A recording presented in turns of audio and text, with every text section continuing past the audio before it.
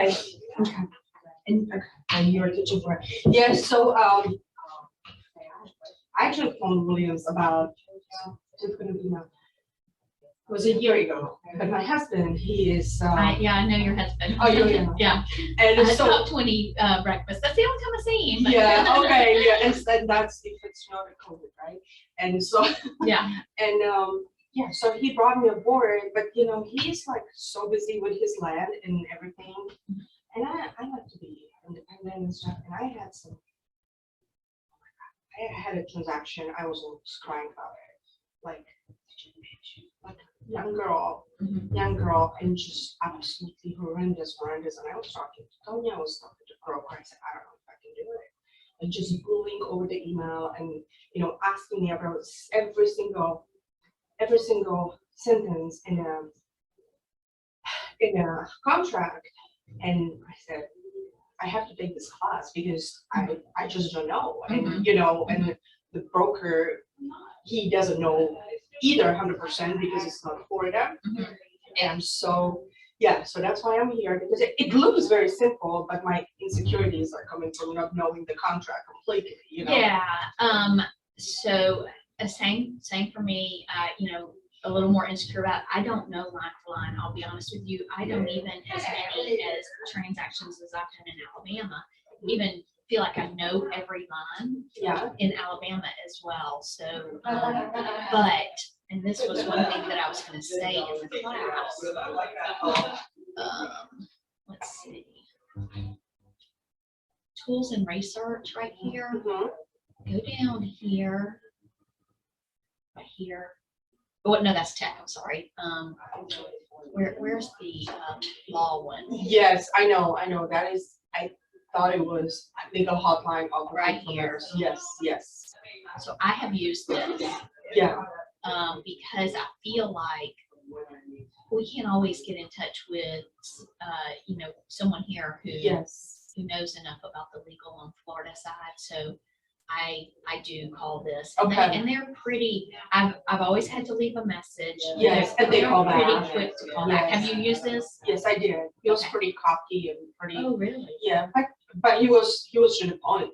There was a part in the contract where it says, you know, you have so many days, and if for the repairs and stuff. And I go, well, they can walk away and get the EMD back. He said, oh no, ma'am, there's no EMD back if there is no disclosure. If you don't have additional disclosure. Okay, so were you on the buy side or the sell side? I was on Was your selling side at that point. So, you know, very helpful. And I have to say, you know, like the time it took them to call me back was probably shorter than if you were on hold for 15 or 20 minutes.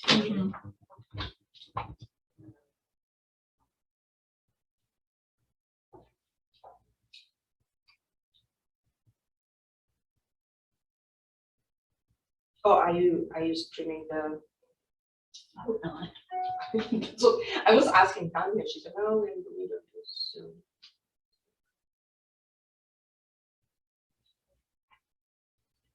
Okay, so which form did you use? This form? This is the FAR bar. No, this is the CRISP form. And actually, I'm not using CRISP. You're using which one?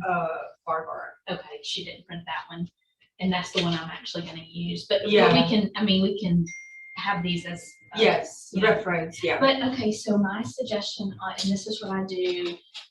To out-of-state people or people who've never bought a contract, you know, had a purchase agreement before, is when I start talking to them, I say, I'm going to go ahead and send you a copy of what the purchase agreement looks like. So if you have any questions, you know, any concerns about what it says, let's talk about those up front. Okay. Because ours, now I'm going to relate back to Alabama actually. So many of our buyers from here, they're from out of state. So when they're from out of state, they don't really understand that they can't, if they see something that comes on the market, it's gonna, before they can, they're from Delaware, before they can fly down here, the property's gonna be off the market. Yeah. It's gonna be too late. So they need to feel comfortable with the contract before going into, and they also need, like, I feel like I have to educate them up front. Okay.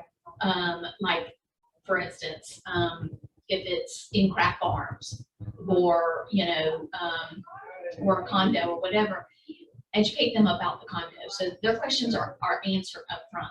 Yeah.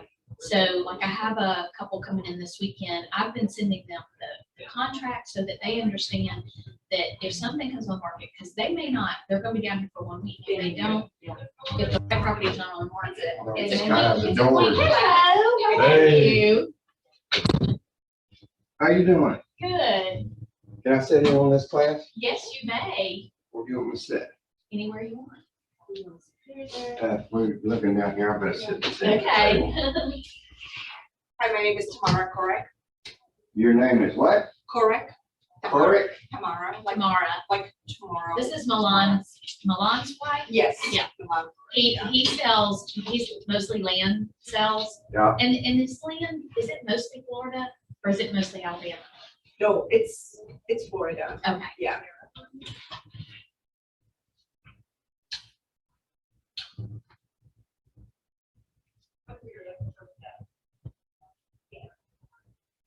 Okay, let me just send this one.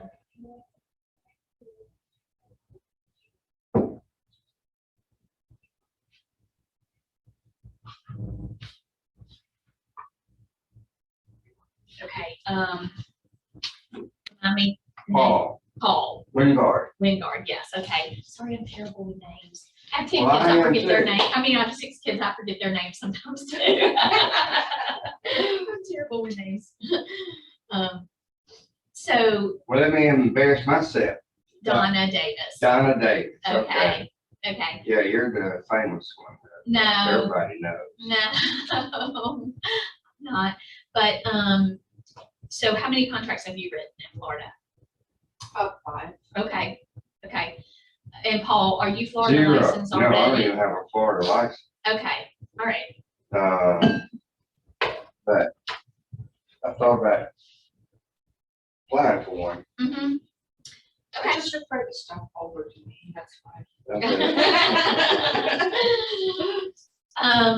Yeah, I don't know what to say about that. I did it,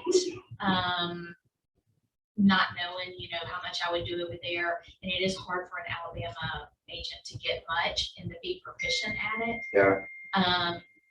Likely it is probably gonna be better, at least for a while, that you refer it to her or I, because She had to throw that in. the expenses, the laws are so different. It is more complicated in Florida. But hey, going over the contracts isn't gonna hurt for, for anything. Now, I don't have my contacts in, so I have to keep, So I'm gonna go back to here, How long have you had your license in Florida? a couple of years. And how long have you had A yours? couple of years, well, yeah, 1 year.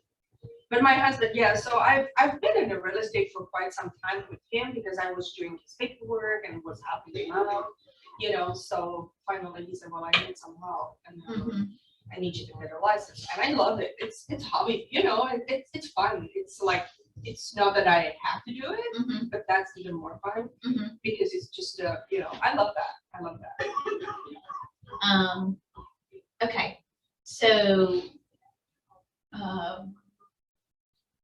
here's the login for the Florida like RP car.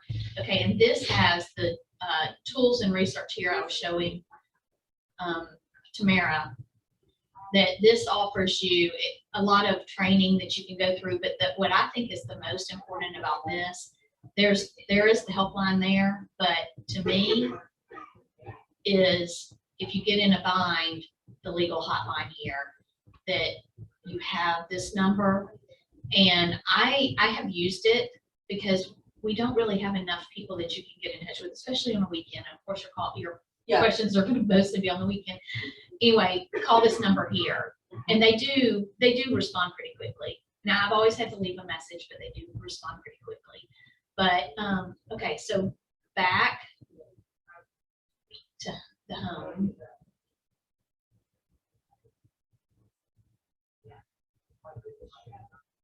Is this form simplicity? So this is like, do you guys use zip forms? Well, I know you don't, but do you use zip forms in VCAR to fill out your forms? Or do you do them straight from DocuSign? I do neither one. Manually, handwritten? No, I don't do them manually. I do use dot loop. Okay, but so you're pulling over all I those, pull over the document that auto fill. okay. Is that what you're talking about? You're gonna wanna learn zip forms, and it's very similar to this form simplicity. So I already have it logged in. Right here is where you click, but I already have it logged in on mine right here. And so this is what the dashboard looks like. And this is very similar to what, if you were using zip forms, looks like, but you can fill these in, and then download them all filled in, and you don't have to draw, oh no, it did log me out. I use Outlook too. What percentage of your business, Donna, is in Florida versus Alabama? 20. That's quite a bit. Do you live in Florida or here? I live on Canal Road Okay. here. Yeah. I actually went after 20%, but the per square the average price here in Orange Beach, I did it today. I went after a lot of Florida contracts, and I maybe wrote about 35 transactions this year, and maybe 8 were Florida, maybe 10. Okay. So I got a lot back in, sorry. So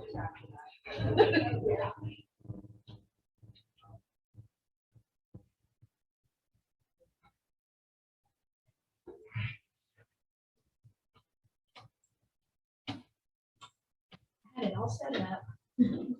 Yeah.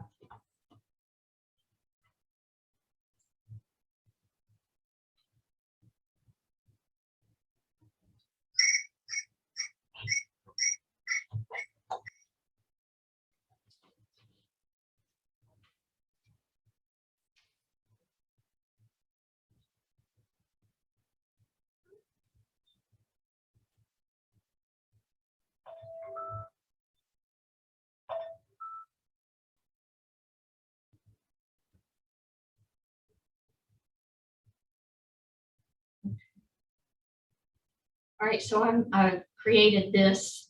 This is kind of like your rooms in DocuSign. So here are my transactions. The first page of them, right? And you can start a new transaction right here. So I just started this transaction. So I've already gone and pulled the contracts over. And so this is what it looks like here. And so you add this in like you would in DocuSign. But the ease of this on the forms is that they're right here, and I'm gonna click on it, and it's like the little, like here you can put the Mr. Smith.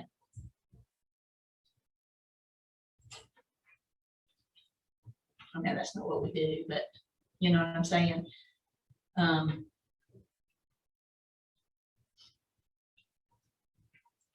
But see how it's just so much easier. And then here, I actually go and copy and paste the description. Like I'll have, is this on? You are sharing.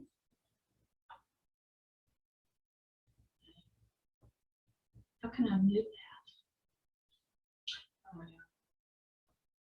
Because I can't get another.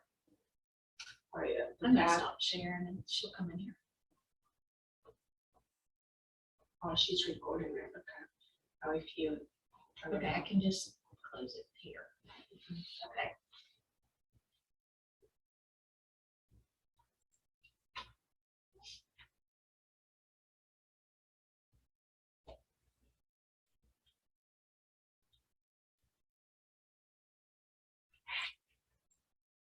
Well, you got the idea on, you know, where I go over to the MLS and I copy and paste everything.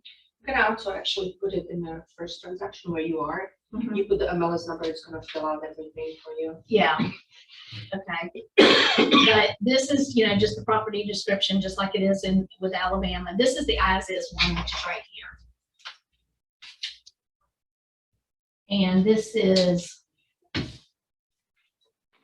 one is the crisp form. That's very similar to the FAR one. So there's actually 3 different forms that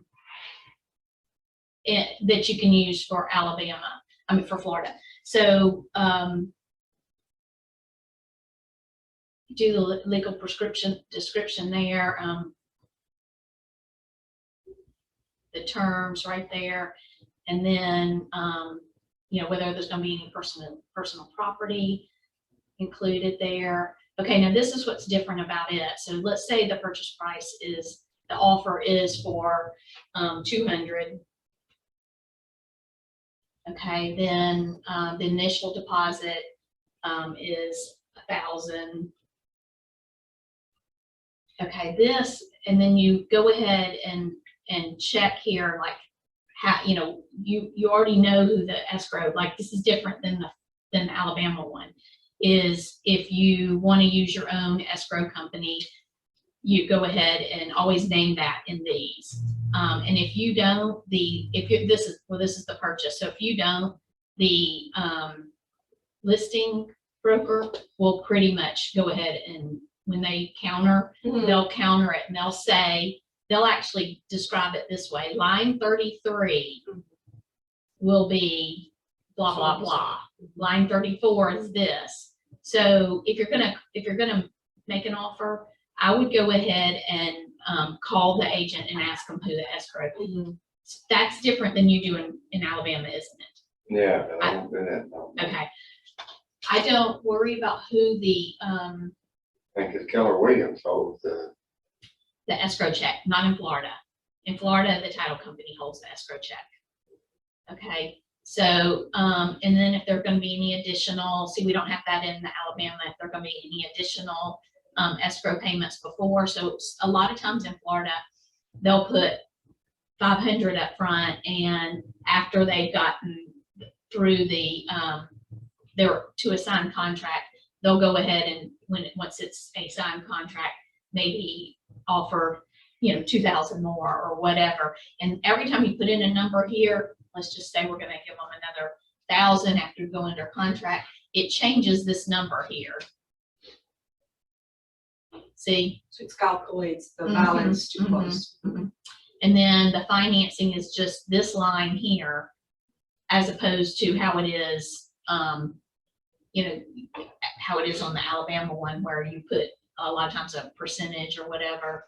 Okay, time for acceptance, that's self-explanatory. Closing date, of course, that's self-explanatory.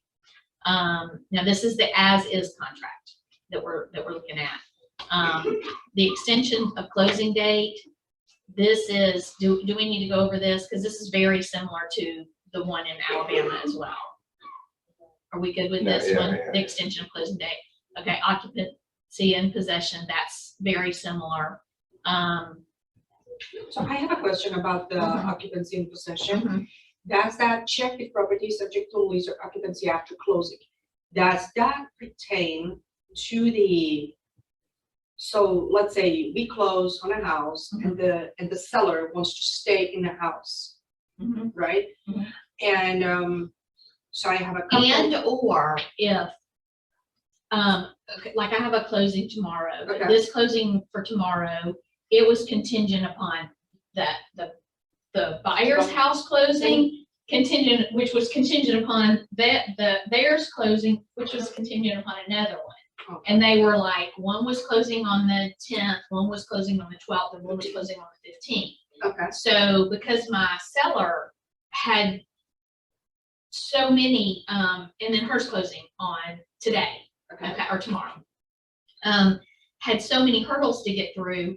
She didn't want to pack her house and move everything. So we could have, but we didn't, because she didn't need, but typically I would have done a occupancy, Post-occupancy disclosure. right, Yes, right. okay. Because she doesn't want to pack all of her stuff and sell all of her stuff and all, because any one of those could have fallen through. And she doesn't have a place. And she, Yeah. and she will have sold her furniture, packed yeah. everything, you Okay. know, and they had a big, workshop, you know, Yeah. so So is that actually? unless paragraph 6B right here, seller shall deliver occupancy at closing is basically this one.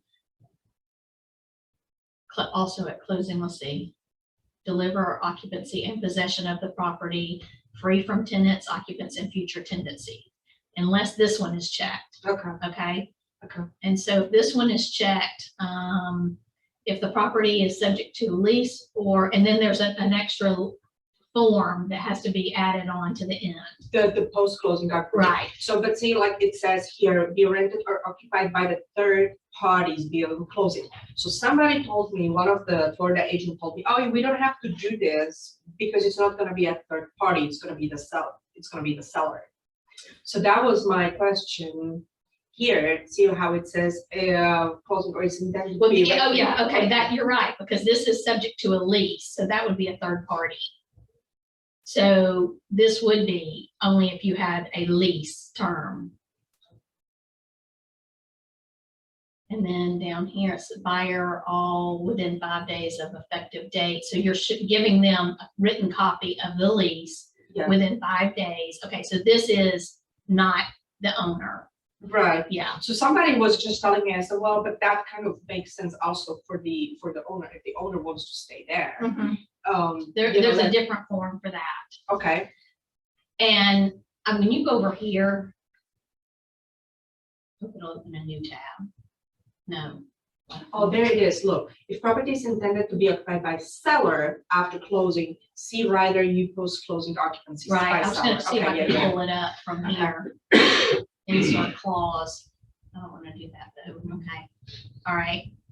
And Okay, then, so that makes sense. Okay. okay, and then assignability, the buyer may release, assign this to someone else and release it from liability under the contract, or may sign it but not as released from the liability of the contract. In other words, if they did reassign it to someone else. So a lot of times in, if it's gonna be a,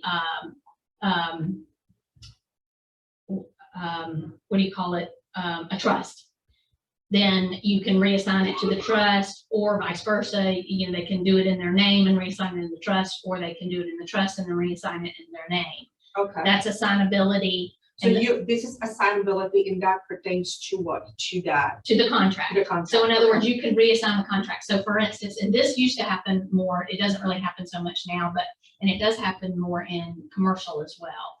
But we're not seeing a lot of this, but years back, people used to put things under contract, do it with the assignability, and then they would go resell it again and sign the contract over, but they resold it. Oh, okay. Yeah. Without even the contract to be closing on that property. per se. Exactly. They just transferred Right. the contract. Oh, Reassign, okay. Yeah, yeah, reassign yeah. the Okay. contract. So I might have purchased a piece of property that I thought was a really good deal, but I decided I don't want it. I could reassign it to you in Okay. this clause. Okay. And that's something that we don't have. We don't have that assignability in the Alabama one, I don't believe. It's a separate addendum. Okay. And then if neither box is checked, then buyer may not reassign the contract. Okay. And then this one on the financing is pretty much just like this one's self-explanatory, unless y'all want me to explain something. This one is all exactly like, or pretty much exactly means the same as the Alabama one. But if you are going to do VA or FHA and you click here, then there's an additional addendum that needs to follow with it too. Mhm. And tell me if we need to go over any of these lines, but you've got the contract right there, you know, and you can ask me if you read through them later and see something that you don't understand. Okay, closing costs here, this gets very tricky. Also, don't do this in Alabama. cost to be paid for by the seller and then the buyer. It's all lined out here. So let me make sure, evidence of insurance, and then okay, there's an area on the inspection. So, and this makes it real easy when you're doing your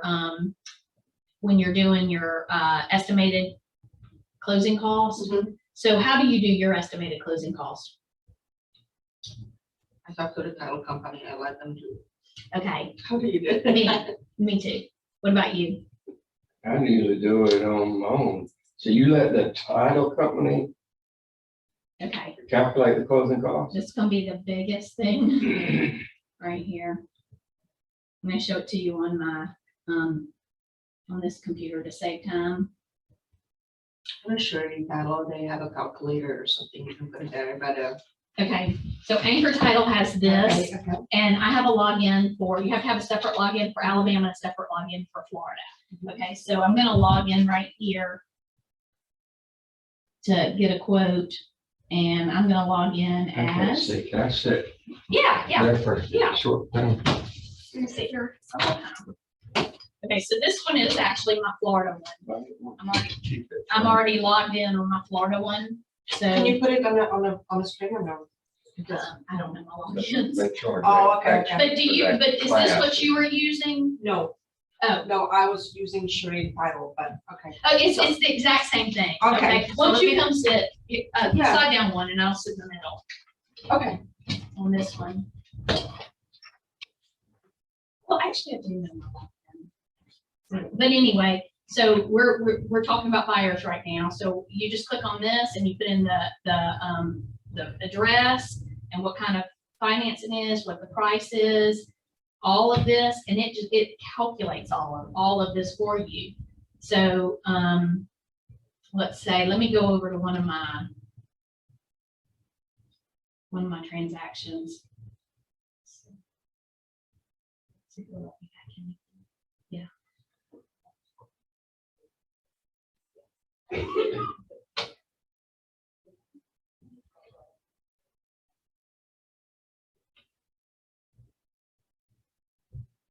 So the address is right here.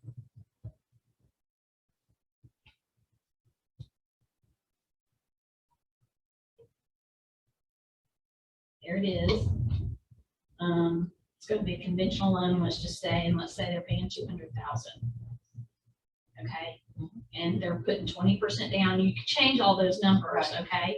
And this guy has very bad credit rating, so he's getting 4%. Okay, but see how you can have all these things in a Florida one, everything that's included, that's on that list on the Florida, it calculates all those. But you can also So you don't have to put the property taxes, nothing in there. it automatically. Oh, that's loads good, all because some that. of them you just have to put everything in, and it's just so, okay. You can even add something here like the home warranty.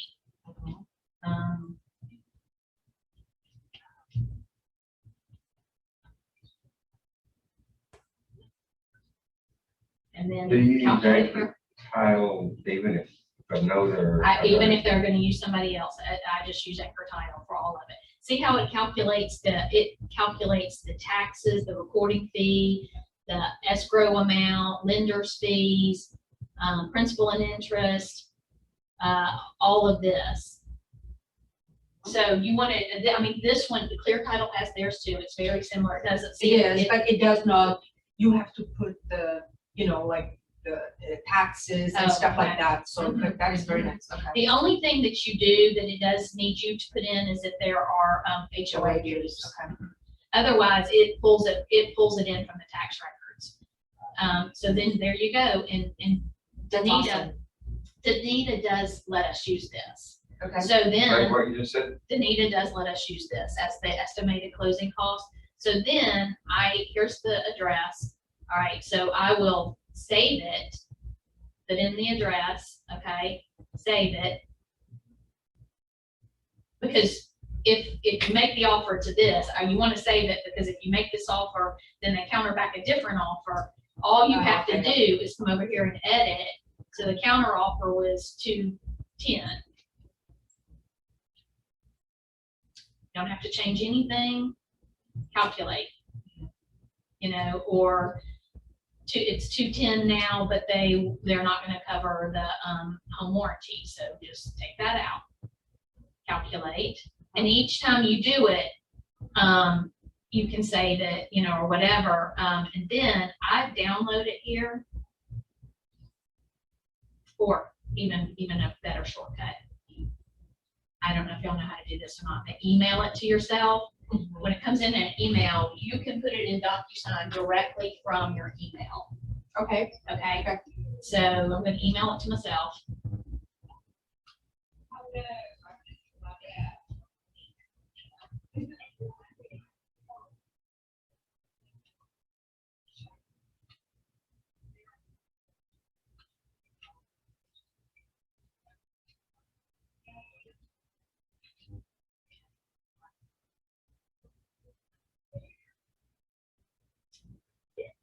Then in DocuSign, there's a place, so okay, now it's over here in my email.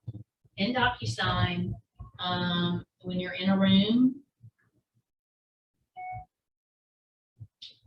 so I'm in this room, okay, there is a way to upload documents, like that you can email it straight into here, okay. And I think it is from,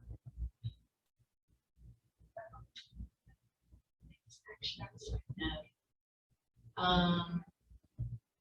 I'm not sure, but Jean, when she's here, she's on my team, she actually uploads all my documents. So once I sent that to my email, then she can send it and just uploads it right here into DocuSign. Okay, but Anchor also has, so this is the Florida one, and so I picked a closing agent here, but I also have the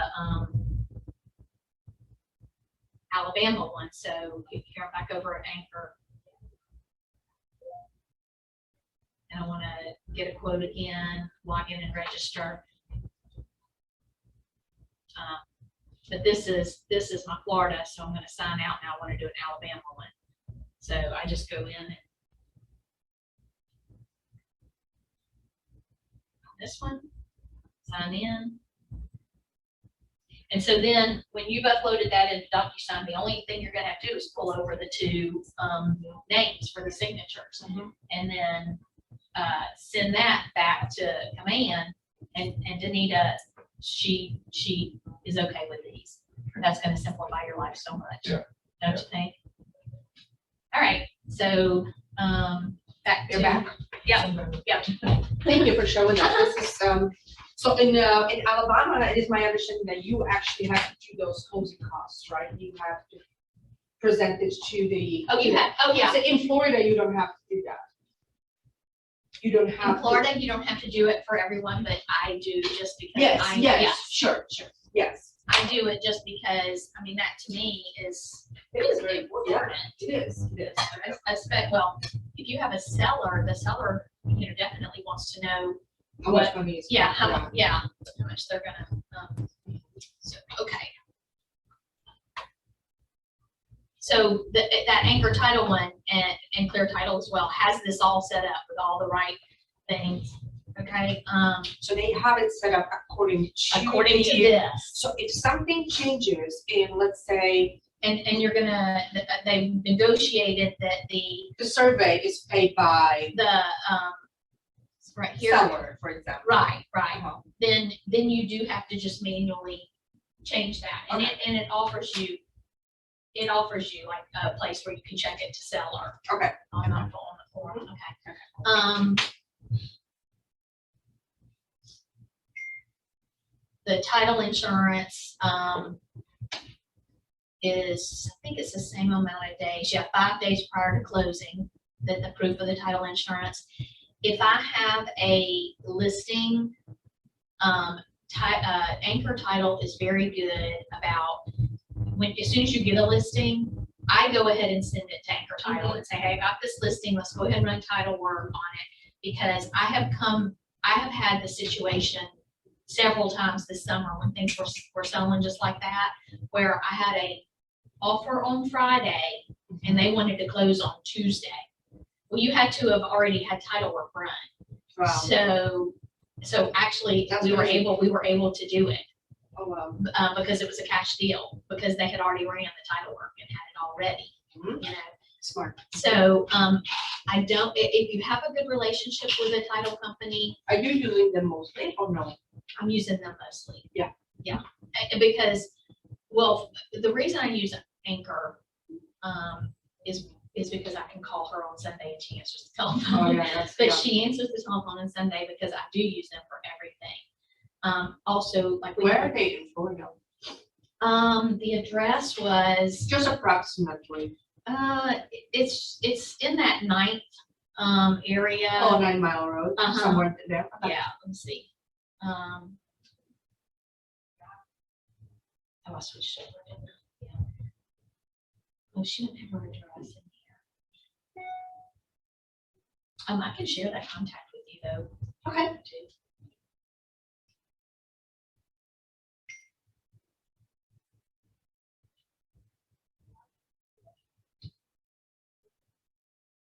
This is my person over there.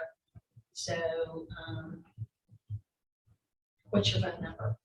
850-485-9205.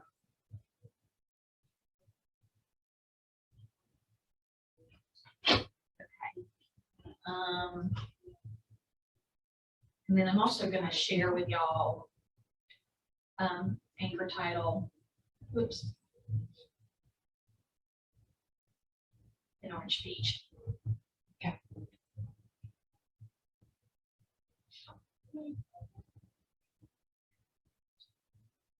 Did I pull up on your AirDrop? Are you down with 2 N's? Mm-hmm. Sorry about that. That's right. Paul, I just sent it to you. I got it. Okay, and then give me your number again, 850. 485-9205.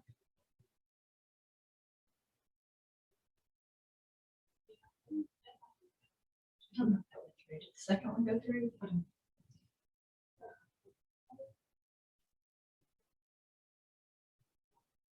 Yeah.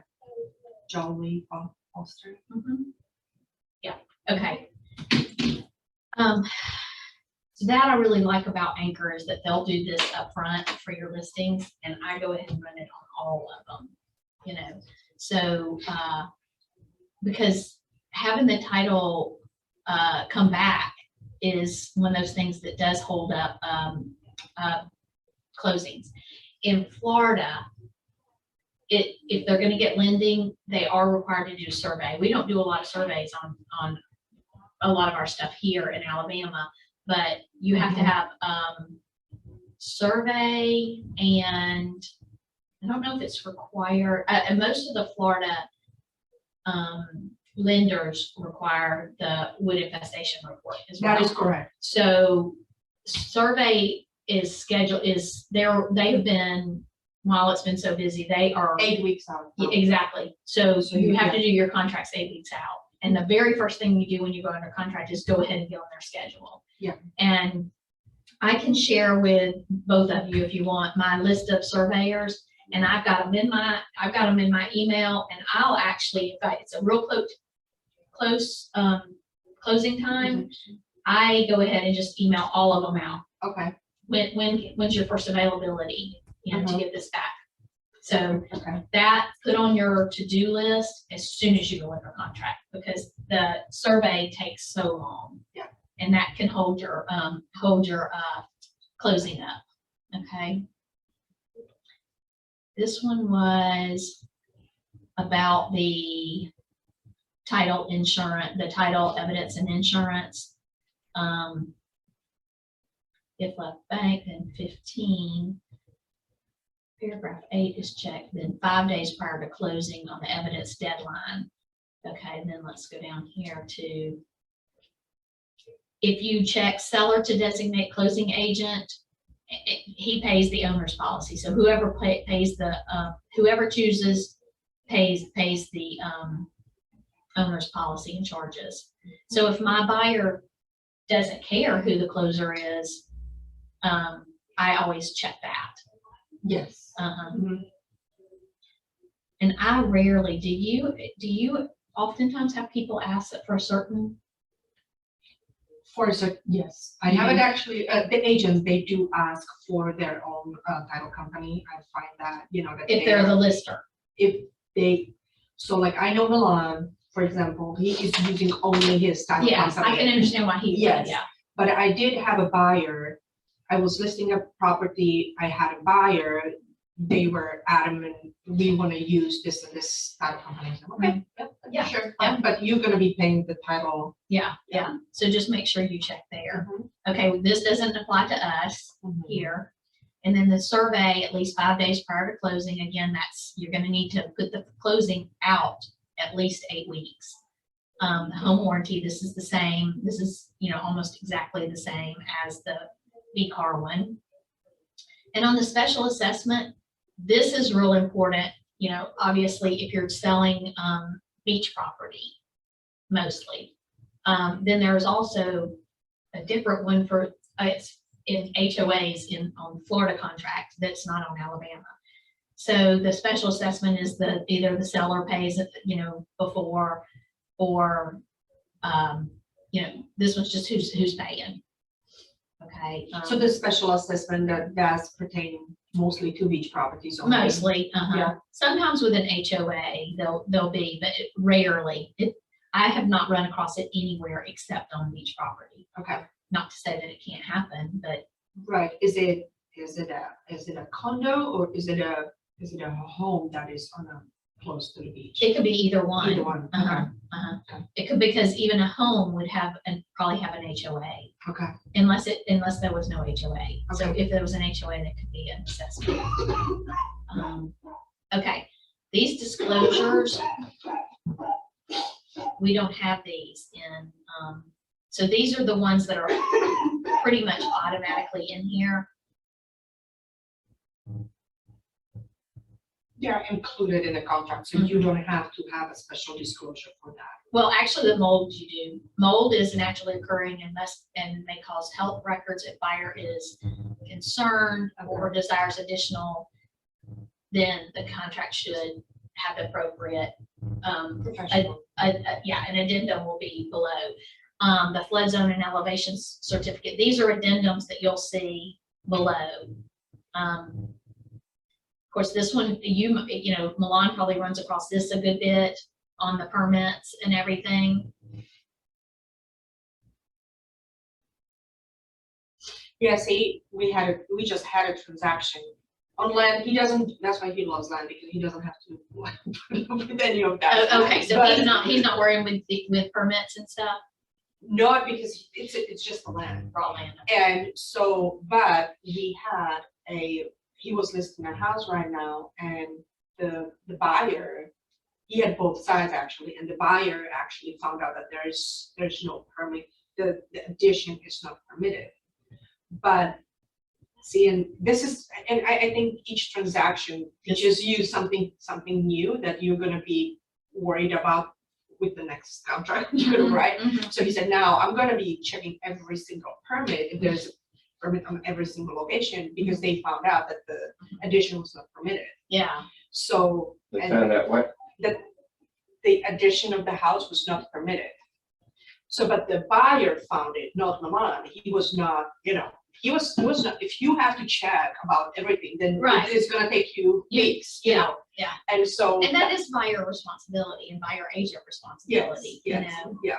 yeah, but he wouldn't see, he had both sides. Oh, So, but he didn't know that the seller that he was representing, the seller didn't know that it was not permitted either. So, but yeah. that's why you have those HOA. Yeah. accounts.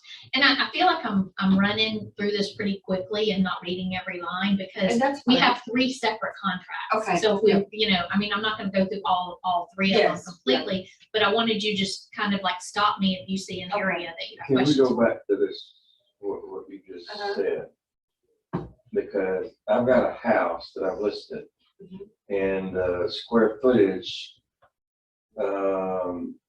it's less in the tax records. Mhm. There was an addition added, Mhm. And I've got the impression, because it was not part of the tax records, it wasn't permitted. when Not they built it. It's not Necessarily. necessarily, yeah, you go to a different portal Right. and you can see all the permits they were pulled on that house. Mhm. So if the county didn't come back to the house and And they re-inspect don't it, always. yeah, they don't always do that. So if they didn't come back and re-inspect it and re-survey that or Mhm. whatever, re-measured, didn't put it in a tax record, that doesn't necessarily mean that it has not been permitted, that the permit was not pulled on that. You know, if it was pulled on it, they permitted and everything, they put it there, but sometimes they are so busy. it just That they takes don't them- go yeah, back they and don't go change back. it. So always put sort of in the agent notes, the disclosure of all measurements are the responsibility for the agent, buyer or buyer's Yeah, agent. I do that on Yeah. all of them. All of them, yeah, always put that because, and then, you know, in the listing agreement, it asks you where you got the information from. Was it the tax records? Obviously, in your situation, it was not from the tax records because you put in I something different. physically measured it, cause Then you put the agent, you know. But a lot of times, I physically don't measure many of my houses. I take it from the buyer, just because I don't want that liability, you know. So I ask them, do they have an appraisal? So it will be in the appraisal, you know, so you could check the box appraiser. Mhm. I don't typically put myself on the line for that. So I ask the seller what it is, you know, and where they got their information from, and that's what I put in there. And then I always put that disclosure about, I'm gonna be right back. mhm.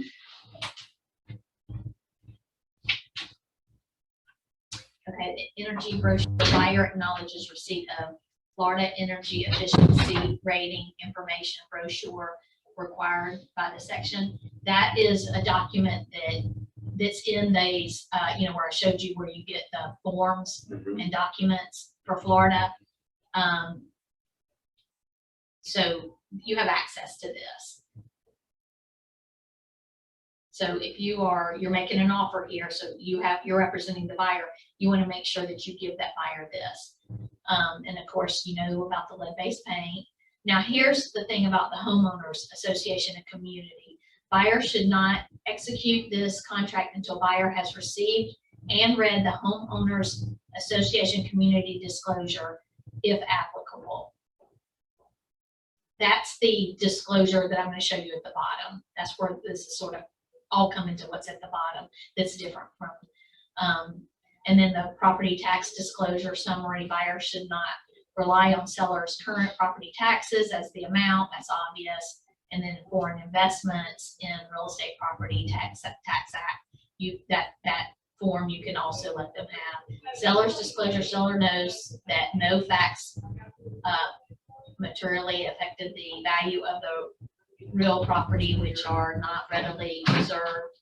That just the normal seller's disclosure, you know. Do you know if the seller's disclosure is actually required? Yes, in Florida, seller's disclosure is required. Is it? So that's different in Alabama, you know, where it's the no disclosure state. In Florida, a seller's disclosure is required. And typically, if you're going to list something in Florida, I always put the seller's disclosure, any documents that they're going to need to make the offer, go ahead and upload those in your Yeah. listing agreement. Yeah. Okay. And that's the other thing, I don't know if you're doing that, somebody was just telling us, you know, when you upload the disclosure, to check that is a public. You know, where you upload the document Mhm. and it says, do you want to make it public or no? And then not a lot of agents, they have it public, so that means that you can email that to to your client without downloading and so that was another little trick that's like, Mhm. oh, just make it all public Mhm. every single time so you can email it directly from them. Right. Now on the seller's disclosure, Mhm. if somebody, and I know Milan has that happening too, he provides the seller's disclosure, Mhm. but the buyer doesn't sign it. Is it enough if you have a proof that you presented the disclosure? I do believe it is. I've never had one not sign it. Okay. Okay. No, I've never run across them, the buyer not signing it.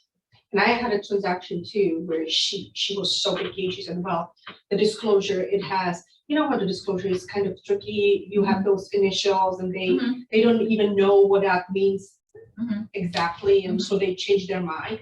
So she said that she's not gonna sign it because the seller made a change to that particular thing and initial that, and that she has the attorney look at it, and So again, with that buyer, your first contract might not go through with that one, but that's another contract. And I said this to her before you were in the room, is if I have a new buyer who's never, purchased anything, or it's been a long time since they purchased, or they've never purchased in Baldwin County, our purchase agreement is so different than anybody else's that I go ahead and send them a copy of the purchase agreement up front. Are there anything that we need to go over that you don't understand? Because especially since I work mostly the beach, I don't do a lot in Daphne or Fairhope or whatever, but down here, you may have just a short period of time for your buyer to be comfortable with that and to sign that offer. So I go ahead up front and I just tell them, I have that conversation in one of my first conversations with them.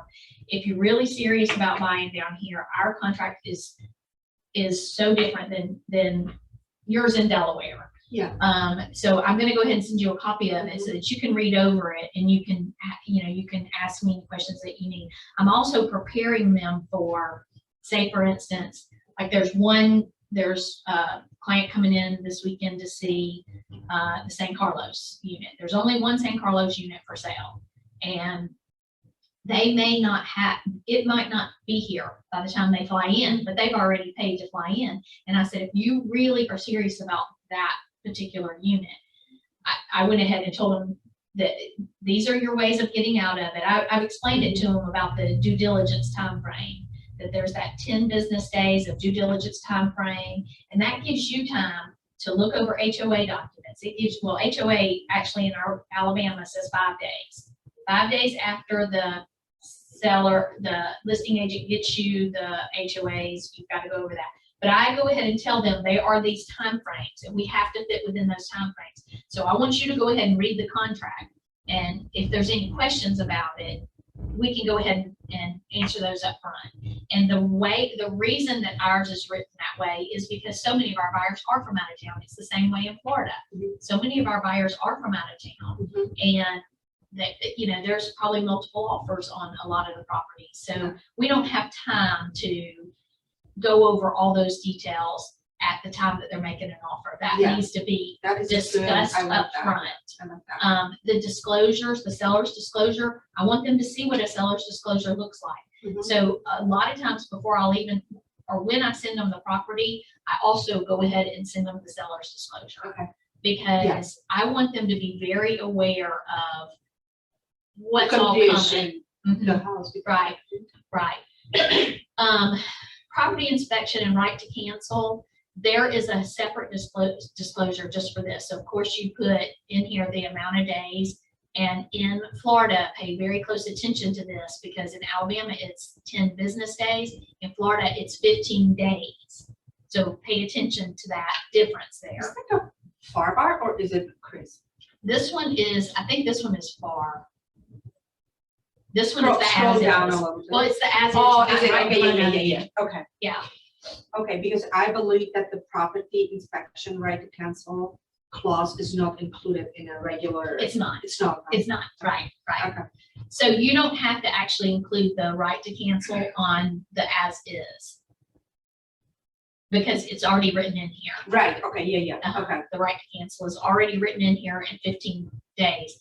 A lot of times, and this is something else your buyer needs to know, is if it's a hot property and it went under multiple offers, they're not going to let you keep the property off the market for 15 days while you hee-haw around about whether you're going to buy it or not. So they'll change that to 7 or something. So question for you, are you writing any of those as-is contracts, and is the fact that you have an as-is contract as opposed to regular contract, is it gonna raise the flag with the lender? I I haven't had it raise the flag with a lender. Are you using the as-is contract a lot? I use mostly the FAR, but Jen was just telling me that there's a Florida agent in here, and I don't know who that is, says they write everything on the as-is, because this one is more simple than the other one. Yeah.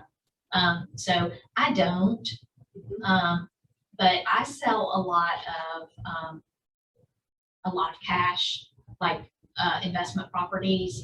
Those are going to be as is. Okay. And those are going to but so for a lot of these properties, there's a lot of properties in Florida that are $40,000, $50,000, $60,000 and even under.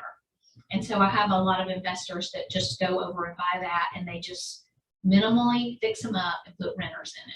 Okay. Those are not going to qualify for a loan. Yeah. Okay. You So know. this is a cash deal. Right. But I don't even go over there and show, because there's usually multiple offers on them. I don't even take my buyers have gotten comfortable enough with me that I say, we're not going over there to look at it, because we would run back and forth, only for you not to, maybe get 1 in 10 that so, and I actually do this. I started doing this with my daughter, who buys over in Mobile a lot, and she buys all around the college, and she buys a lot of stuff that she'll pay cash for, just minimal, and she fixes them up enough for kids to live in them, and that's all she does. And then she puts college kids in them. So you said that you don't go there. She doesn't go. I don't go. Nobody goes. You just buy it. We just throw out the number that she wants, and if she gets the contract, then she sends her inspector over. Okay. And then within that inspection, the inspection period, she needs to decide if she wants to keep it or not. And so sometimes she meets the inspector over there, sometimes she doesn't. Sometimes she just reads the inspection report, because she's never going to live in that house. Yeah. All she wants to know is, she trusts her inspector, so all she wants to know is this going to cost me more than it's going to be worth? And if it's not, I'm buying it. Okay. So she does a lot of that. So we don't even go, we just make offers, because you're only going to get about 1 in 10. Yeah. Or 1 in 8 or something like that. So you don't want to run over and open the door for $50,000, whatever. But pay close attention that in Florida, it's 15 days, not 15 business days. And so for my transaction coordinator, I have a form, and onto the side of it, on every form, is all the inspection dates, because those are important, and I want those to go straight to my Google Calendar. Good. Because I want to make sure that I follow up on day 5 of the HOA documents. Are you good with that? Because today's the last day that you can get out for that. Are you good with the insurance quotes? Did you get your insurance quotes? You do that, or is that the transaction coordinator doing it for you? Transaction coordinator does all that. But I keep the form, like we have it on Google Docs, so that if I make any changes, she can see it. She makes any changes, I can see it. Yes. And then if I'm out of town, I still have everything right here. Do you have actually an Excel spreadsheet that actually calculates the date based on she does that manually? She does that manually. Yeah. So when I send her over the contract, she's got the form, and she'll start reading line by line anything that needs to go there. She'll go ahead and add the title company's name, address, and everything. And she'll go ahead and send the copy of the contract to the title company, and says, here's my buyer's contact information, because that's what they're going to need. Also with the survey, what they want a copy of the contract. They want the responsible parties contact information. They want, it's a whole list of things they want. The date. Closing date. Yeah. I always scoop 1 week prior, so because they are pushing it all the time. Yeah, but a lot of times they want the purchase agreement. They're going to see, and I don't. I just tell them. So really, my date, they never ask for the purchase agreement. Maybe she just includes it. Maybe they don't ask for it. Maybe she just includes it. Okay. Walkthrough inspection is just like, as it is an as is, but at this point, it's too late to get out of it by a walkthrough. Yeah. So, you know, unless and a lot of the properties that I'm selling on an as is, there's no tenants in it. There's nobody living in it by that time, you know, so, But that does not, and I'm not familiar with the, you know, like there's the foreclosed properties and everything. That does not pertain, like you do not do that contract for foreclosures, right? Are you dealing with foreclosures at all? Or no? no, we have an offer in on one right now, and that's really my first one. I've done some through some of those property sites, Yeah. but I've never gotten to be the one that got chosen. So I don't Okay. really know enough about it. So I actually put on the Facebook page, who can help me with a short sale?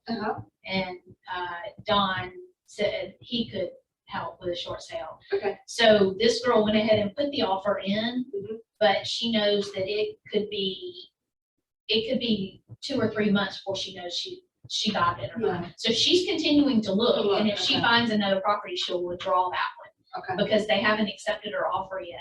Okay. They, you know, Don said it could be 2 or 3 months before so she's got the offer in, and if she finds something else in between, she'll just withdraw it. Mhm. So,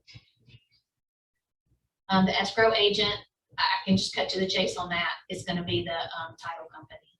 So just have them make it directly out to that.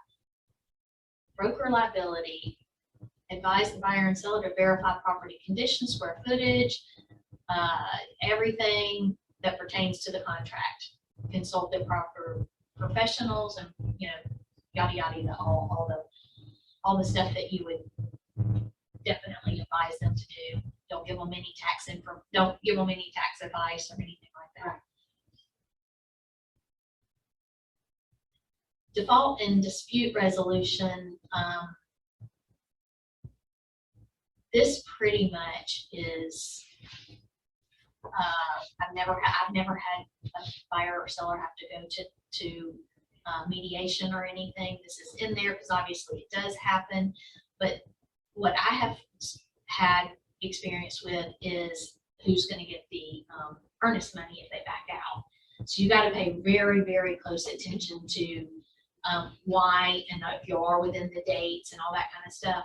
But pretty much the buyer normally gets it back as long as the agent's done their job right. So dispute resolution, again, I've not experienced that. So I would use those attorney hotline, you know, for whatever. And then obviously you know, any problems that you have, definitely notify Danita and Tanya right away. Yeah. You know, title standards and easements and all of this. Truthfully, one reason why I use Anchor is they have been very helpful on this. I don't know enough about title and restrictions and easements. Your husband does a lot more with it. He's the one who could advise you more on this than I can. Yes. You know, because I don't do a lot of property. We are closing on one tomorrow that we did, and Anchor Title took care of everything for us. Great. I didn't understand. I don't really understand what the problem is here. You know, so Anchor Title, actually, Deanna drove out there to the property. Really? And she's the one who said there's a dispute here. Surveyor needs to come back out, and they came back out. They ignored her for a week, and they were just like, they thought it would just go away, and she wouldn't go away. Oh, okay. And finally they had to come back out and remeasure, and she was right. They were wrong. Really? They had it drawn to where there was a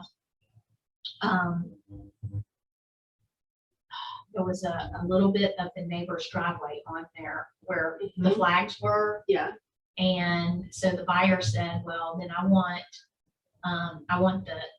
the neighbor to sign something saying they'll move their driveway by the end of the year.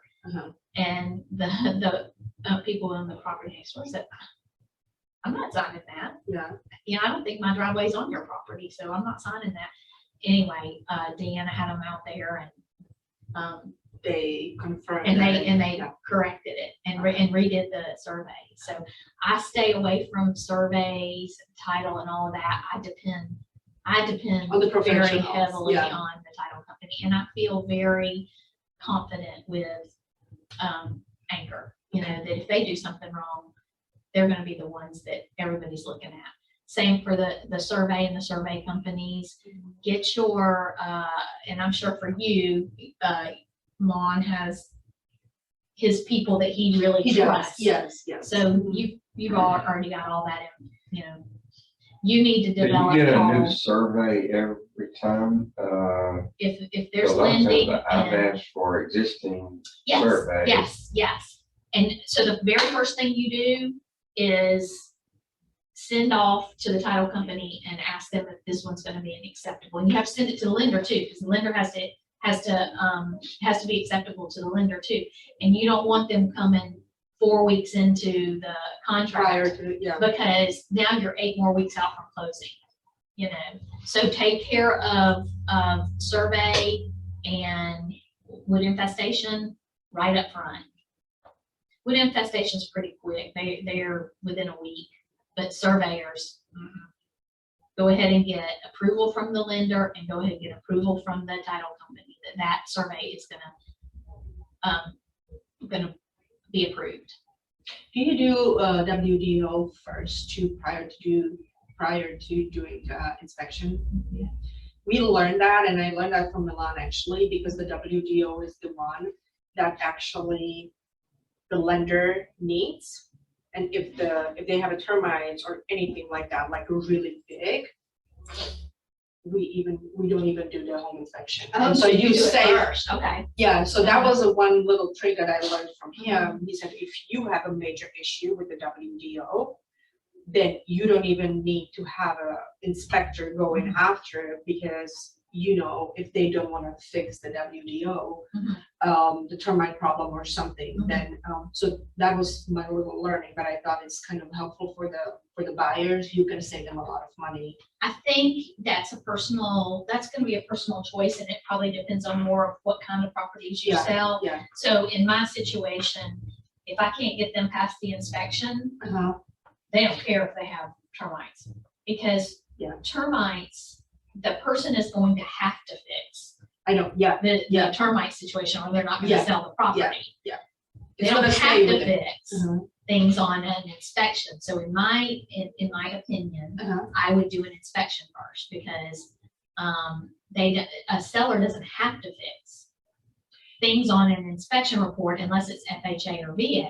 Okay. There are going to be some things that they're going to have to fix. So that is my question, that there is a portion in the contract that actually, it's not on an as-is contract, it's on the other one, where it says the house needs to be in certain condition. So does it mean like, you know, so let's say, and now we have those situations where they put in $0 for the repairs, right? Because they want to be competitive and stuff. So they put the $0 for the repairs, but the repair report comes back and say, well, you know, there's this, and that.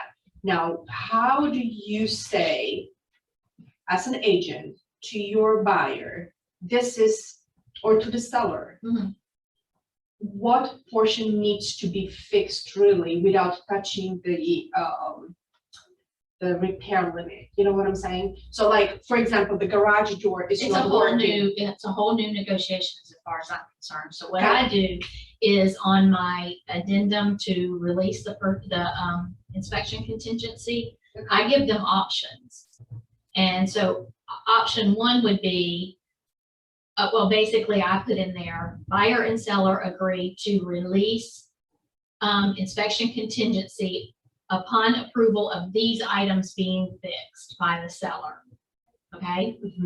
So even though I might have put $0, okay, and you don't understand what that means yet, because that's not on this contract, but I'll show it to you on the contract. They put a percentage in Florida on the repairs. So sometimes, to be competitive, they'll put in 0.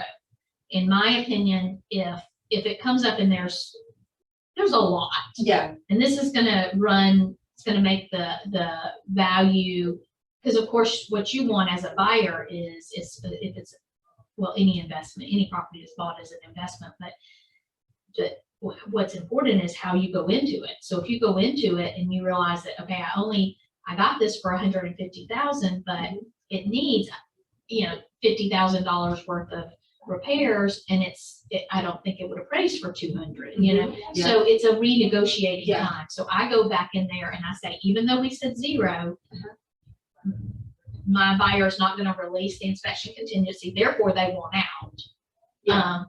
And so sometimes I'll actually send them 2 forms, either release of the inspection contingency or release of the purchase agreement. So and what I'm stating basically to the listing agent and to the seller is, if you don't fix these things, go ahead and release, they want their money back. You see what I'm saying? You're giving them an alternative. I've never written the release of contingency.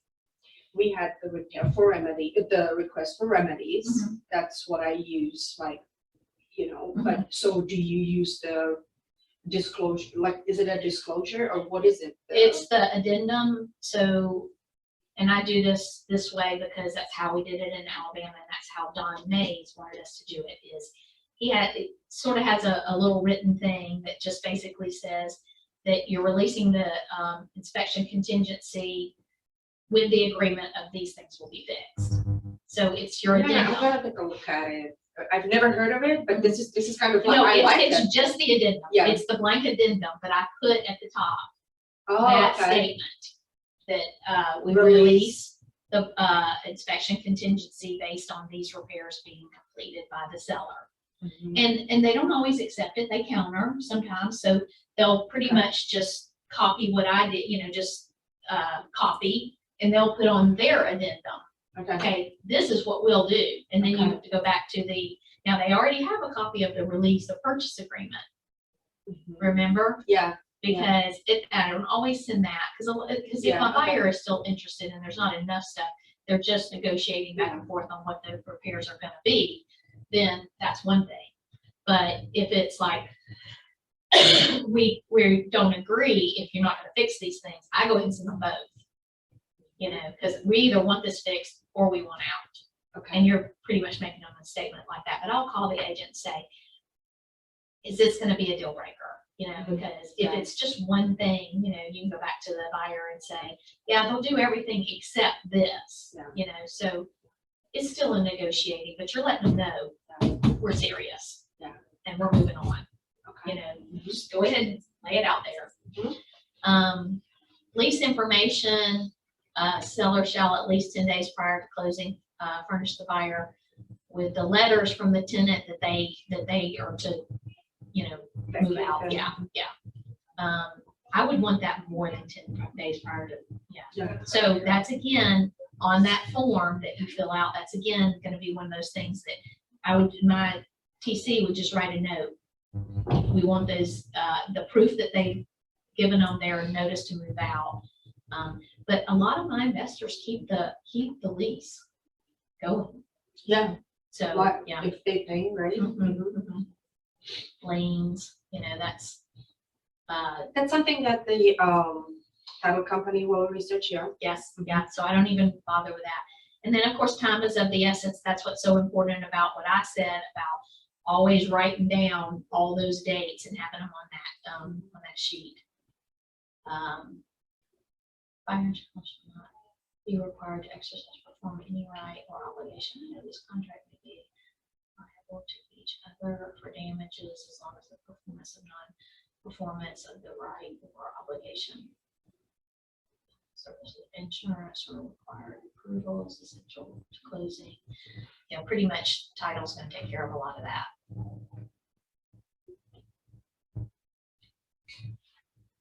Evidence and restrictions, that's going to be covered in the HOA, closing documents. All of this is procedures and all with the escrow and all that title's going to take care of. I want to go on down quickly and get to the other one that's going to have where you check the right here. Okay. So if it's FHA or VA, you're going to need, check that. And I always, when I put it in DocuSign, when I fill out all these things, see, what I like about this is that this is interactive. So you can just print it and you're all done. If it's a condominium, obviously they're probably not FHA if it's condominium. Flood insurance, check any that apply, the reserves, drywall. There's also the older persons rezoning. All these are in those here, the blank forms. And you just upload them right to that transaction, and one will come right after another on there. So you have to have all these addendums have to be signed as well by your But just buyer. because you're checking, that does not automatically include them into that. No, you have to, you have to No big have deal. them in the transaction. And then of course the terms. Now this is something that's odd about, Florida. So Paul, pay attention here. See how you got the special provisions here, additional terms, what we call in Alabama special provisions. But then it has the seller counters here. It seems like it's in an odd place, which it really is, because your buyer actually signs down here. Okay, but then if there's going to be a counter, then they have to come back up here, and the seller clicks up here. That doesn't make sense, but it is the way it's written. And then the seller would sign here as the counter, and then they would come back with their counter offer. So the counter offer would be attached. Okay, so I'm gonna. So that doesn't kind of make sense. You have them I know. to sign it, but you don't even know if the counter offer is Right, gonna be they're done. signing it without this being checked. Right. Okay, but then if it comes back, this is going to be checked, and then the buyer is going to sign here. Okay, so I do think that's odd, but okay. Oh shoot. Gotta log back in because I want to show you so the other forms, actually I can show you on these. No, where's the one? Oh, right here. What is different about this one is it doesn't have the inspection contingency clause written in. So you have to click that, and that's a different form. I want to log back in because you're going to want to. So that was the one that, remember I was telling you I was calling the helpline, Mm-hmm. and I was telling him I did not have it was not an as-is contract, it was a regular contract, and it does not have the clause about the right to inspect and cancel. And So you have to add it at the bottom. at the bottom. Yeah, it's one of on the one that doesn't have the non-as-is, the Yeah. regular contract. You have to actually check that as one of those. Right, and you need to add it. And you need Actually, to add it. for the EMG to get back. So I did not know that. I thought that even if you have a right to inspect in the contract, if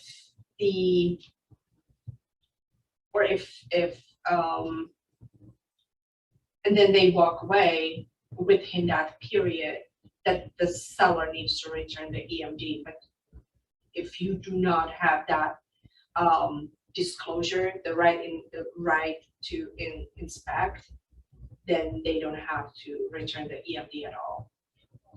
Right. Which I That's did not. correct. Which I did not know. Mhm. Okay, so I'm gonna just pull up some of those others real quickly, because these are, I put in here, so this is what the addendum will look like on the Florida form. And see how I love that you don't have to pull Yeah. those over. You just type in right there what you need, addendum number 1 and all that kind of stuff. Okay.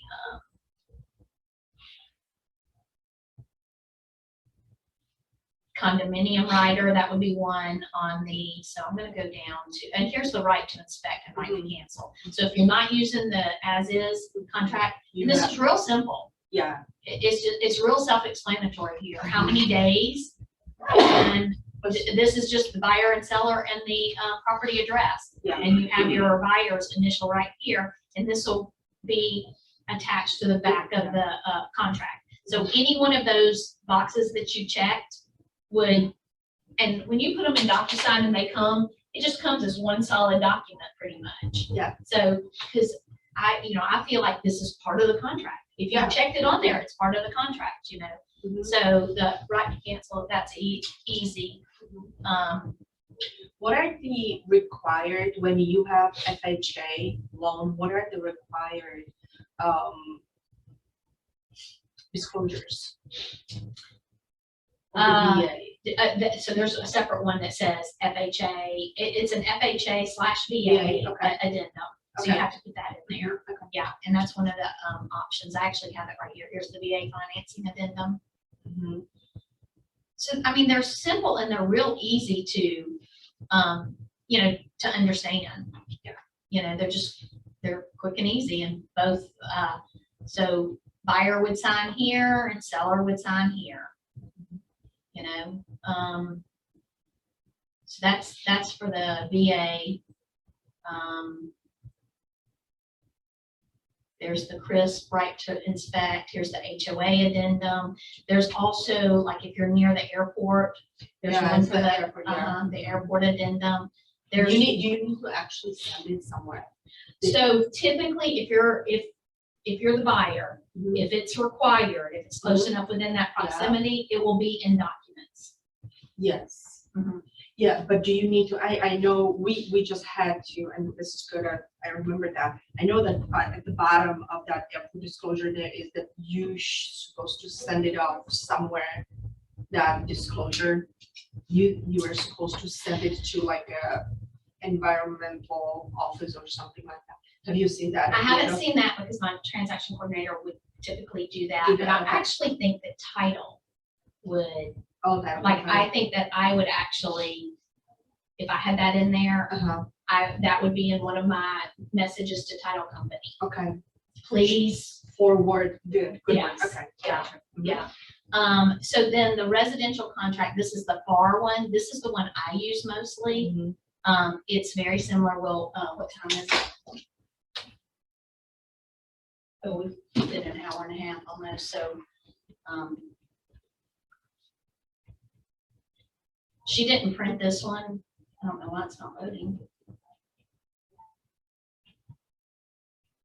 But anyway, seller's disclosure, that is required in Florida. So if you're a listing agent, just when you do the listing papers, go ahead and leave on this to fill out. Mhm. And I actually have them, this one is not interactive. I actually print it and take it to them because I want their handwritten Yeah. notes on it, basically. Go ahead and upload these into your documents, because when somebody makes an offer on it, this is gonna need to come with it. You gotta present this with it. So any other questions? I mean, I know this was, Florida's a lot.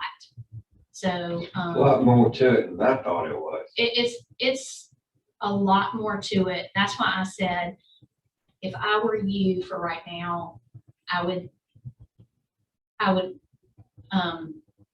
refer it out and maybe say, I want to be co-agent with you on it. So I want to see everything you do, I'll let you get the money, but I want, that would be part of my negotiations. If you were giving it to me, I would say, okay, look, let's do this together. I'm going to do the majority of the work. I'm going to pass the Most of knowledge. the work that you've done in Florida, my perception is it's along the beach area. Actually, it's not. Mine's mostly been investment properties. How about, I've sold a few things on the beach. what about Destin, Fort Walton area? I've written a few contracts over there. Okay, so when you have your Florida, and I don't know if you know this, but when you have your Florida, you also are eligible for Navarre and Fort Walton. Mhm. They're MLSs. Okay. Yeah, but you don't have a Destin. You don't have a Destin. No, It's yeah. Fort Walton. Yeah, I know. Is Destin in a different area? That Destin Destin is is, MLS. I forgot what it's called. Destin's called something else, but, Yeah. I usually refer that out. Hey, I'm Florida licensed, so. But it's too far away. It's just too far. Yeah. Okay. So honestly, there is more work than you can possibly do right here in Walton County. If you do everything, and I know we've talked about this before, you're doing all the things. If you follow do you use command? Or I do do. you use something else? I use command. And you use command, okay? If you follow command, and you do all the things that Keller Williams offers for you, As far as what, smart plans or what? the smart plans, Are you using smart plans? Mhm. You like it? Yes, okay, so to me, this is getting off on a totally different. Yeah. But this is about your business, and this is, when it comes to the team, Yeah. this is the most important page I wake up to in the morning, and this is what my tasks are. These tasks come here from the smart plans mostly. Okay. I always put a task if, I've got a closing tomorrow, I've got to walk through today, and then I put them on quarterly call plans. I put them on, when they, the home anniversary, and I put mine on, like after they close on something, I'll do a 1-week follow-up with them. Just give them a call and say, well, how's it going? Are you loving the house? Yeah. Oh, by the way, I want a Google review. Please give me a good Google review, that kind of thing. Then I call them about a month later and I just give them a call, because one thing I have found here is not like in real estate, they tell you that the average people move is like 5 years. And you may see that a little more in Daphne area. Down here, it's crazy how quickly so keep in touch with your past clients. Huge. I actually thought that I wouldn't be in real estate long enough for this to, because I really was only going to do this about 3 years. But That was how long ago? well, it was 4 years ago, but I'm not quitting. Yeah. So we are actually we bought a motor yacht, have it parked right back there. Really? At the wharf. It's a 3-bedroom, and we are getting on the boat. My husband's retiring in October, but we thought he was going to retire last October, and they asked me to stay another year. So I would be on the Loop, Great American Loop, which is the circle around the southeast or the east of the United States by boat. It'll take us about 1.5 years. Oh my gosh. So I was only going to do this, this was just something, but then my daughter Reagan graduated from Auburn in August, and while she was finishing up her last semester, she took her real estate license. Okay. And so I said, okay, well, where are you interviewing? Where are you going? I didn't know she'd taken her real estate license. Where are you interviewing? What are you going to do? Now you're about to graduate. Yeah. Top, you got to move out and you got to start paying your bills. And she said, well, Mama, I took the real estate license and I'm coming to work for you. Oh, this is awesome. That's great. So, and she's doing fantastic. So she capped in 4 months. And she has a closing tomorrow at 1.5 million, a listing that she got completely on her own. How did she get a listing like this? I had told her in January that she was going to be graduating in May, and I told her in January, you need to go work somewhere so that you have something for your resume. So she went to work in a real estate office, and they actually set out handwritten notes to residents in the area. So she wrote a handwritten note out to all of these people in our neighborhood and just said, I'm your neighbor and I'm a real estate agent and I would love to just, and a guy with a $1.5 million house called her and said, he said, I'd like to list my home. And and of course I had no idea, because we're near the water, but you wouldn't have thought somebody on the water would, call her and say that. Anyway, I was out of town and she said, Mom, I don't know what to do next, and I said, well, give me the address and I'll look it up. And I looked it up, and I called her back and I said, did he happen to tell you how much this property is worth? And she said, no. And I said, it's worth about 1.5 million. And I said, I want you to run the, no, I didn't tell her. Actually, I didn't tell her yet. I said, I want you to run a CMA on the property. And she going back, she said, Mom, I think it's worth about 1.5 million. I said, yeah, exactly. So she went out, so we went over there and did her listing. She was just maybe 8 weeks into having her license, and she had not even gone with me yet to a listing appointment. So we went over there as she was the agent, but if ever she got in trouble, I could step in. So we sort of went over there as she was the agent, but that I was her TC. Okay, And that I was her marketing person. okay. So that I could answer any questions, because yes, she's the one who's gonna fill out this paperwork and her name's gonna be on the sign and everything, but I'll be taking care of all your documents. So that way, if she ever got in any trouble during the whole thing, well, at one point, I kind of, I guess, stepped up just a little bit. She cut her eyes at me like, this is mine. Yeah, I know. So I stepped back. She handled it and she did great. And they right then and there signed she had all her documents ready, and she presented to them, like, I've done the CMA on it. This is what I think. And she told them about the team and, how we market our, our listings and all that kind of stuff. And she kind of gave the stats of the team of, this is how many properties, luxury properties like this we've sold, and this is kind of our marketing program and everything. And then she said, do you have any more questions? And they said, no, I don't think so. We kind of agree with your price or whatever. And she says, okay, well, here's the listing agreement. You need to sign here, here, here, and here. That's nice. Yeah, I know. The new generation, the younger generation, they just don't beat around the bushes, right? They just come right there, no. Yeah, that's awesome. Yeah, Great. Good for her. yeah. So anyway, she closes on that 1.5 tomorrow. Yes, that's awesome. Yeah. All right. So I know it's a lot. And Paul, I would tell you, I just showed you that we didn't even go over a percentage of it, but I'd give it a little more time because I started to talk about this. I think this is sort of my dashboard of what I do during the day. So I go through here and start checking these things off, and they come here because of your smart plans. And I put, like, I've got a smart plan for, like, if I have a listing, weekly listing update. So I call my people who have their homes. What do you listed have in every that smart plan? Just to, does it come like make a call or something to your?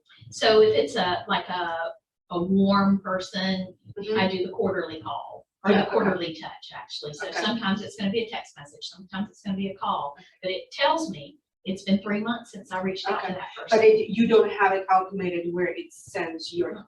See, I'm exactly like you. I don't like this because I've been so much in a situation where I get those emails and I go, just for fun, I go, let me answer to this.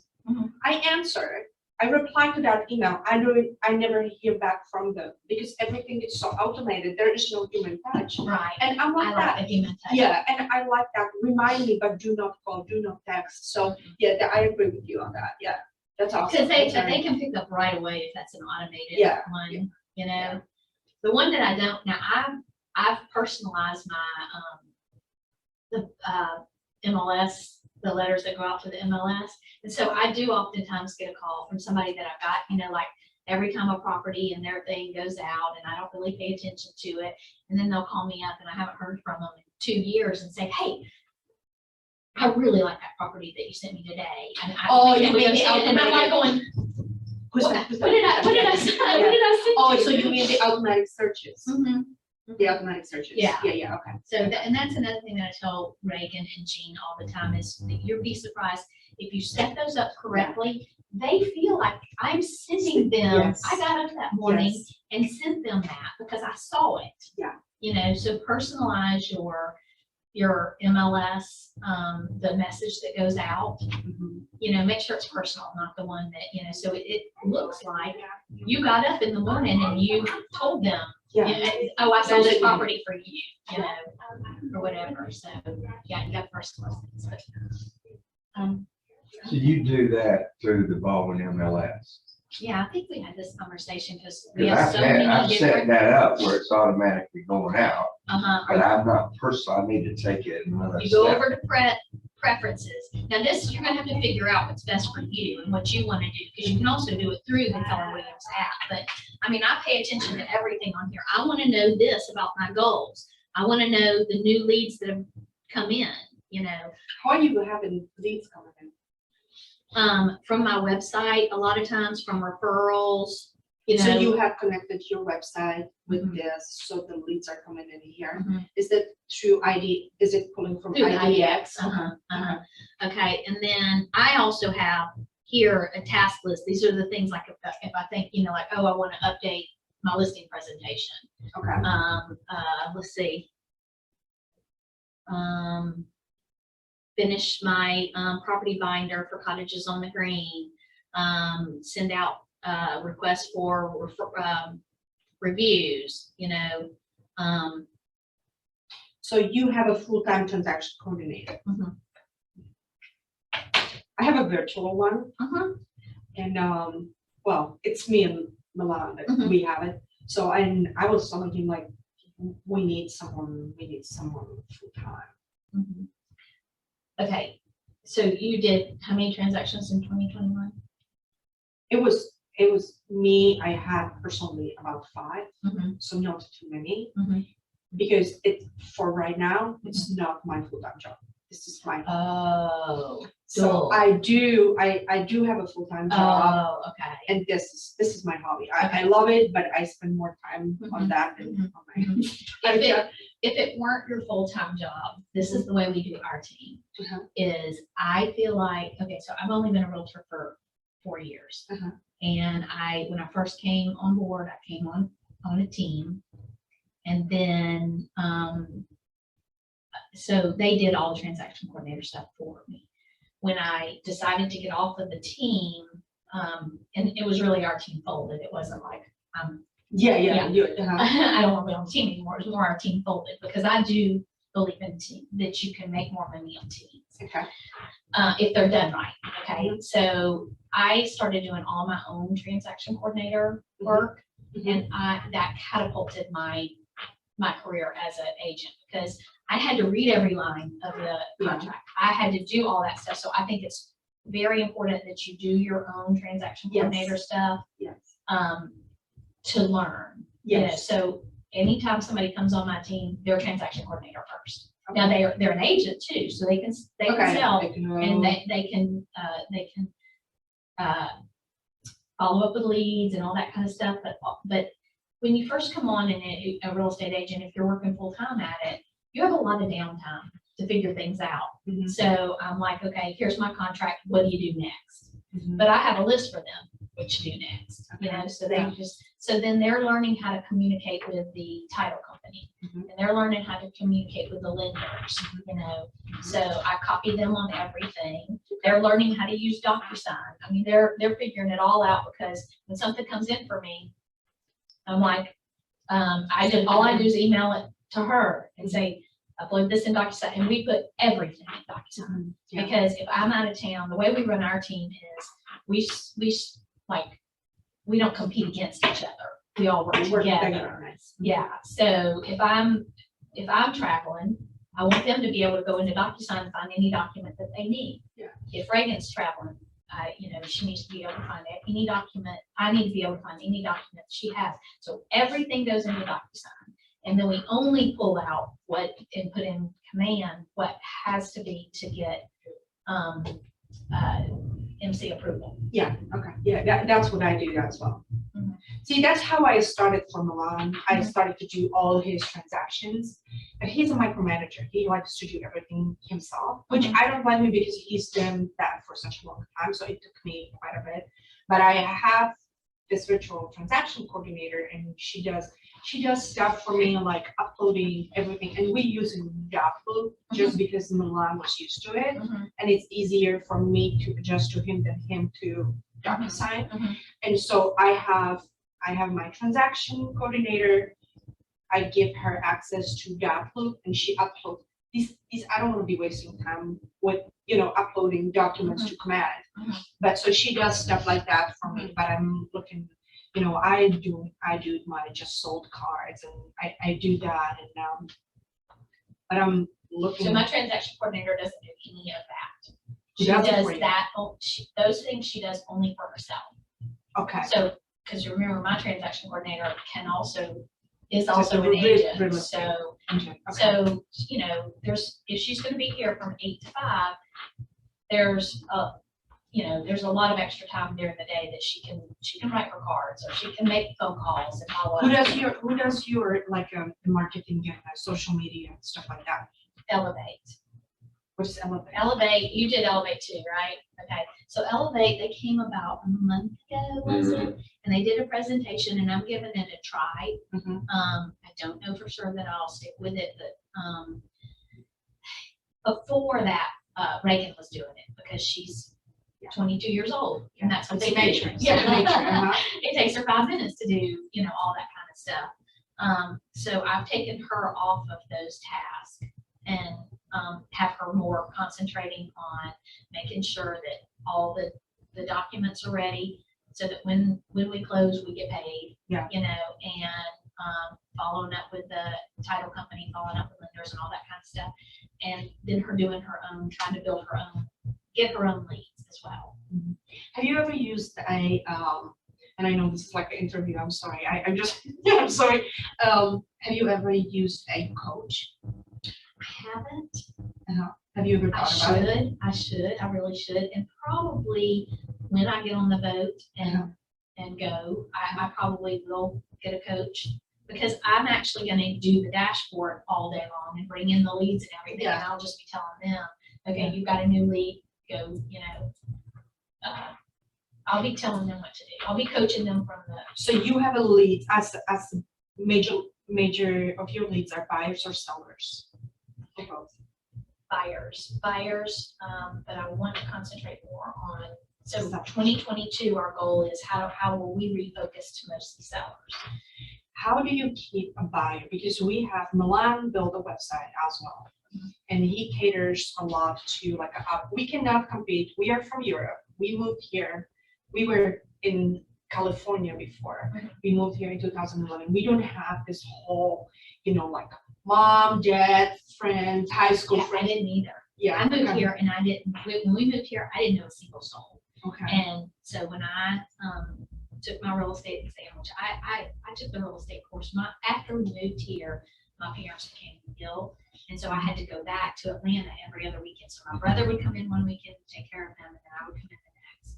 And so I'm at my parents' house with nothing to do except for buy stuff on Amazon. Yeah. So I told my husband, and Reagan was graduating from high school at that point, you know. So I was like, okay, we're gonna be empty nesters. I want something to do. I don't know what I'm gonna do, but we have 6 kids and they do buy a lot of real estate. And so I said, you know, I'm just gonna take the real estate course because I can help them. Yeah. I mean, we buy a lot of real Yeah, estate. you They buy save money. Yeah. And yeah, I think I can be like a coach to them, you know, but that was all I was really gonna do it for. Then I'm good friends with the people who started the 5 Doors team here. And so she was in town and she said, I want you to interview for the 5 Doors team at Keller Williams at the Wharf. And I was like, nobody's gonna hire me because I really think I'm gonna do this. I mean, like, I haven't worked in years, you know, I've got 10 grandkids. I just like to, I like to go travel a lot and everything. And she said, it doesn't matter, it's commission. So if you do, you do, if you don't, you don't, you know, sell anything, you know, but just go talk to them. And Tanya was on the team at the time, you know, and I signed up and I started, you know, just, okay, well, I got a lead. So I sold a condo right away. I was like, ooh, that was fun. Yeah. And then somebody did call me that I never even met her, but she worked with my husband, and she said, the point was I actually went and did Ignite. Okay, you did that. I did Ignite. It happened to be right after I came on with Keller Williams Ignite, and I actually loved Ignite. And I don't know if it's the same now, 4 years later, that it was back then, but I did Ignite, and they told you about setting up all this and how one thing just leads to another, you know, like, you know, putting in your contacts there, how important that is, setting them up on a smart plan, and then doing your task, and then keep going down and you send out for referrals and all that kind of stuff. So I do about, I'm going to say 15% maybe of my business is referrals. Okay. You know, so. And then the rest of it is your leads. Is actually mine has become, when I said referrals, I meant like agents in Yeah, Keller okay. Williams going through Oh, the yeah, referral, okay. whatever. But now but anyway, when I did Ignite, they said you need to put 200. Have you done Ignite? I have, yeah. Okay, so remember in Ignite, one of the first things they do is they're like, by the end of Ignite, they want you to have 200 contacts in your database. Mhm. I said to my husband, I said, I don't even No. know, I can't even name 200 people. So I said, there's no way. And at the end of Ignite, I probably had 25 because I didn't know anybody down here. Yeah. You know, so I put my sister-in-law in there. She lives in Baton Rouge. I put my niece in there. She's a Keller Williams agent in Baton Rouge.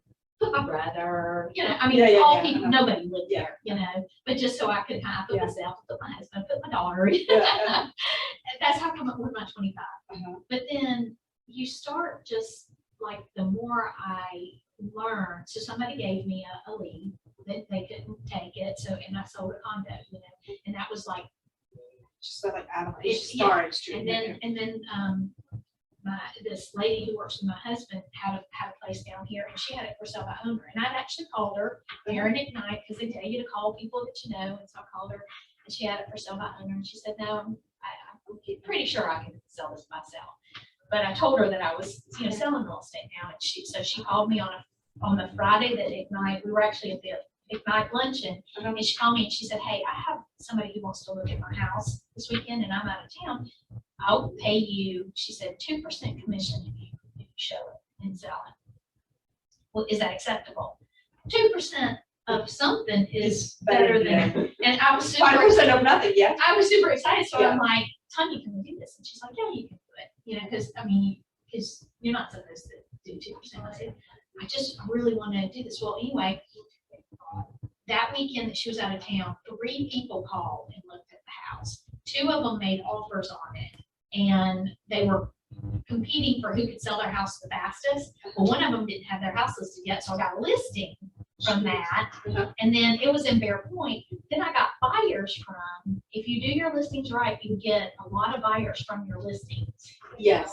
So then I got buyers, and then I just kept making sure that I put every single one of those in Yeah. the contacts. And I keep in touch. And so my husband's in sales, and he says, what's made me so successful is my follow-up, that I'm constantly like, even if it's that I send them a text message and I was like, "Hey, I was thinking about you because I know your daughter had a volleyball tournament this weekend. Yeah. How'd you do?" You know, Yeah. or something like that. You know? So I do follow up a lot, but you can't, it starts to snowball with so many, and that's what I tell Reagan and Jean. You can't, if you don't put them in contacts and put notes about them, it's gonna get to be so many that you can't keep up. So you've got to have a system right from the beginning. So what I'm dealing with a lot, it's buyers and. So and how are y'all getting your leads?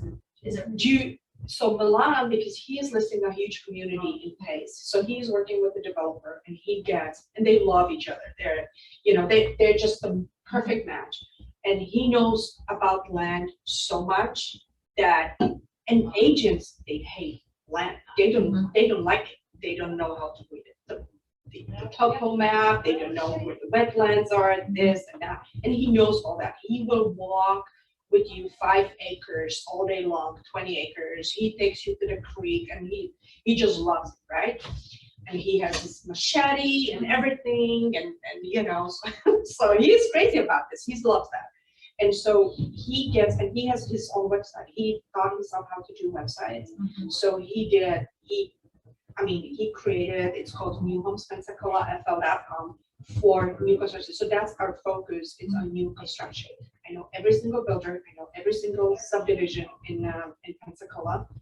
And so this is my niche, but my challenge is when I talk to buyers is to, hey, they're gonna go with someone else. And I'm spending so much time equals money to, and I am afraid to give them any any paper to sign. Hey, I'm gonna be working with you. Here is the contract that I am your agent. Because I feel like, you're kind of trapping them, and if they, whatever. So that's my, like, I don't know, and a lot of times they are just lying. They're just they're just lying that, that they are working with another 5 agents and see who comes with what. And I feel like there is agent, they don't do absolutely nothing for their buyers. For me, it's a relationship, like it's a two-way street. For me, it's like, hey, if you're my buyer, we are in a relationship. I do everything for you. I'm honest. I'm gonna tell you, what is good, not good, worth it, not worth it.